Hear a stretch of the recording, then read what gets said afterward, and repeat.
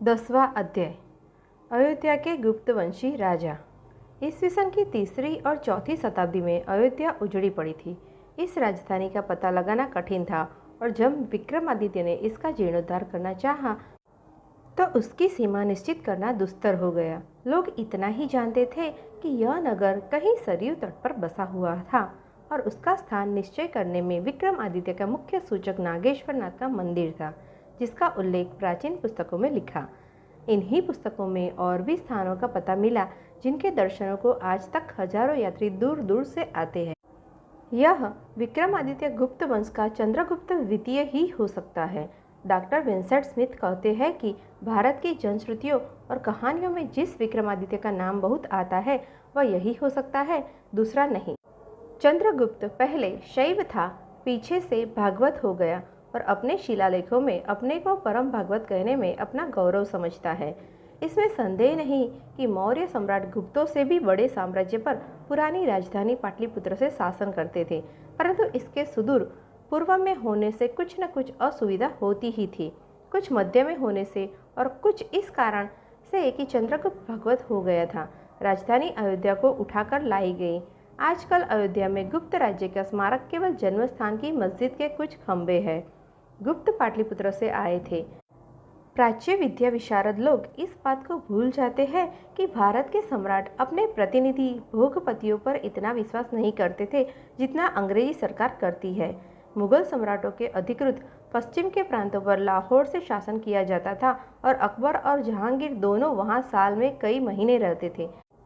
पठान सम्राटों के इतिहास से उन्हें विदित हो गया था कि भोगपति अपनी मनमानी करने पाते तो स्वतंत्र राजा बन बैठते।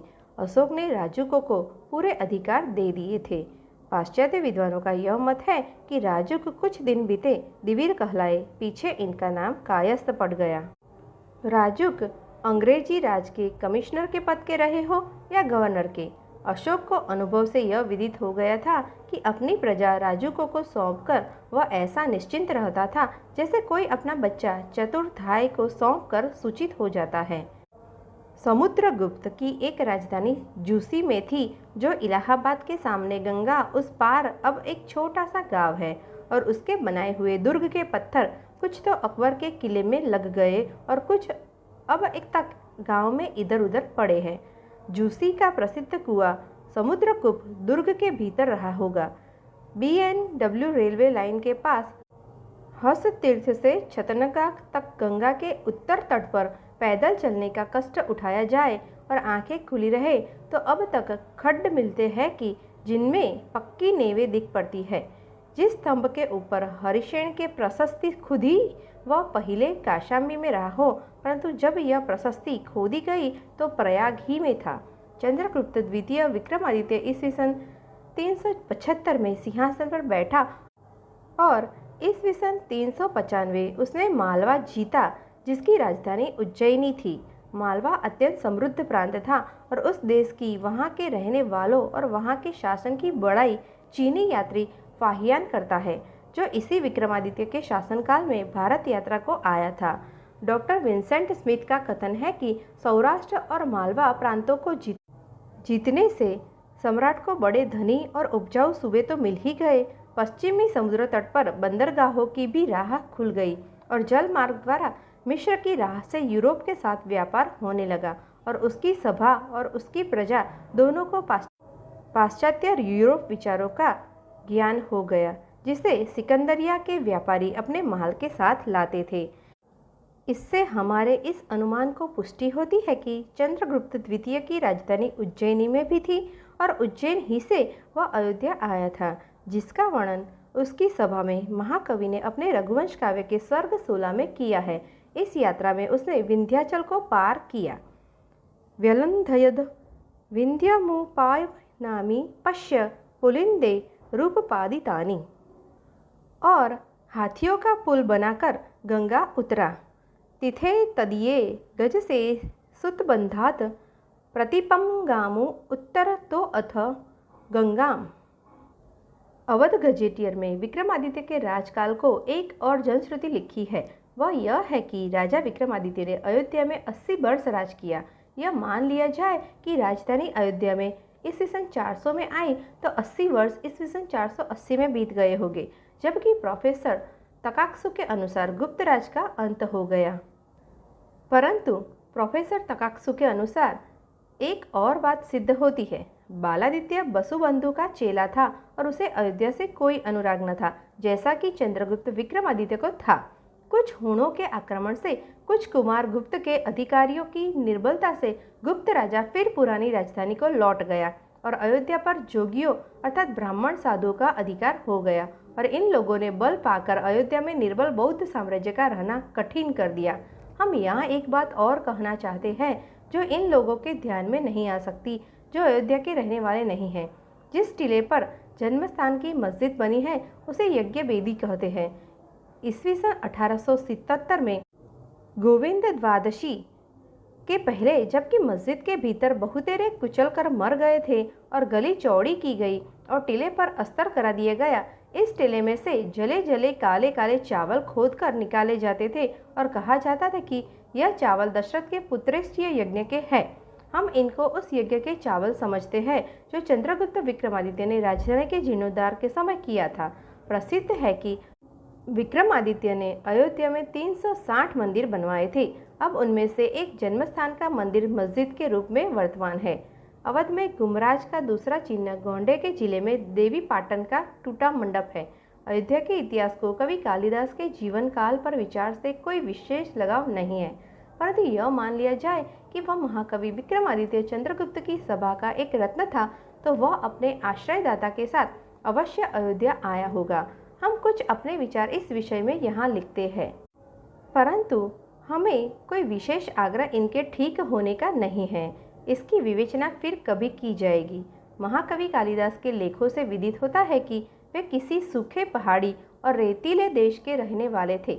यही हमारे गुरुवर महामहोपाध्याय पंडित हरप्रसाद शास्त्री MACIE का मत है। उनकी जन्मभूमि होने का गौरव मंदसौर को प्राप्त हुआ और वह सबसे पहले उज्जैनियों के विक्रमादित्य के दरबार में आए। उनकी प्रतिभा ने उन्हें तुरंत राजकवि के पद पर पहुंचा दिया।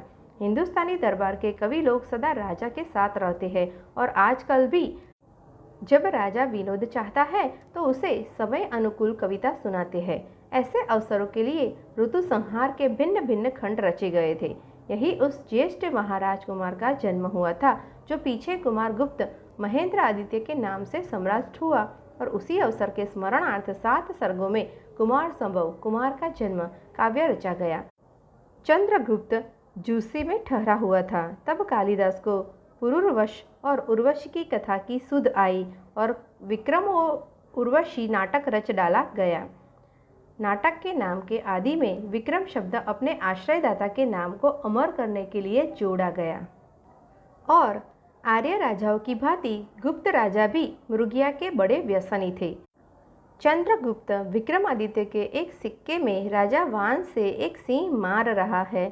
अभिज्ञान शाकुंतल का नायक दुष्यंत जिस वन में शिकार खेलने जाता है उसमें बनेले सुअर, वराह और अरने, महिष और जंगली हाथी भी है। यह स्थान आजकल के बिजनौर प्रांत के उत्तर का हिस्सा है। यही मालिनी आजकल की मालिन गढ़वाल की पहाड़ियों से निकलकर घूमती हुई गंगा में गिरती है। बूढ़ी गंगा के तट पर हस्तिनापुर यहाँ से 50 मील है। जब हस्तिनापुर जाने लगा तो राजा दुष्यंत शकुंतला को एक अंगूठी देता है जिसके नगीने पर उसका नाम खुदा हुआ है। गुप्त काल में जो देवनागरी लिपि प्रचलित थी उसमें दुष्यंत में 5 अक्षर होते हैं, द, श, य, न, त। विदा होते समय नायक शकुंतला से कहता है कि प्रतिदिन एक एक अक्षर गिनना और 5वें दिन जब 5वां अक्षर गिनोगी तो तुमको हस्तिनापुर ले जाने के लिए सवारी आएगी। कालिदास का भौगोलिक ज्ञान बहुत ठोक रहता है और राजा का कहना तभी ठीक उतरेगा जब कण्व का आश्रम बिजनौर को पहाड़ियों में माना जाएगा। इसी आश्रम के पास चंद्रगुप्त द्वितीय अपने राजकवि के साथ अहेर को गया था। राजा धनवी तो था ही, बड़ा बलवान भी था। वह हाथी की भांति पहाड़ पर चढ़ता उतरता है। बनरखों को आधी रात के पीछे हकवा कहने की आज्ञा थी। दिन के अहेर के पीछे जो जंतु मारे जाते थे उन्हें भूनकर राजा के साथ सभासद भी दिन को कुछ समय खाते थे। यह सब चंद्रगुप्त को अच्छा लगता रहा हो, परंतु महाकवि को रुचि के प्रतिकूल था। उसको हंकवे के कारण सोते से जागना बुरा लगता था। कहाँ राज सदन का स्वादिष्ट भोजन और कहाँ वन का खाना, कहाँ कोमल गद्दे पर सोना और कहाँ वन में पयाल पर पड़ना, सो भी नींद भर सोने न पाना, यही बातें उसने नाटक में विदूषक के मुंह से कहलाई है। यह भी विचित्र बात है कि कृष्ण और रुक्मणी के नाम पहले नाटक मालविकाभी में है, परंतु दो बड़े नाटकों अभिज्ञान शाकुंतल और विक्रम उर्वशी में विष्णु के अवतारों का कहीं नाम नहीं। इससे यह अनुमान किया जाता है कि यह दोनों चंद्रगुप्त के भागवत होने से पहले लिखे गए थे, और इसमें भी संदेह नहीं कि चंद्रगुप्त उज्जैनी ही में भागवत हो गया था। राजा के धर्म बदलने के पीछे संस्कृत साहित्य का दूसरा रत्न मेघदूत रचा गया। मेघ की यात्रा रामगिरी से आरंभ होती है, जिसको वनवास में श्री राम जानकी के निवास का श्रेय है। चित्रकूट पर्वत में उनके जगबंध्य चारण चिन्ह है। दूत मेघ को हनुमान की उपमा दी गई है और यक्ष की स्त्री को सीता की। इत्यान ल्याते पवन तनयम मैथिली वोन्मुखी सा। कालिदास को उज्जैनी से प्रेम था। उसका आश्रयदाता भी उसे चाहता था, इसलिए वह उज्जैनी को कैसे छोड़ सकता था।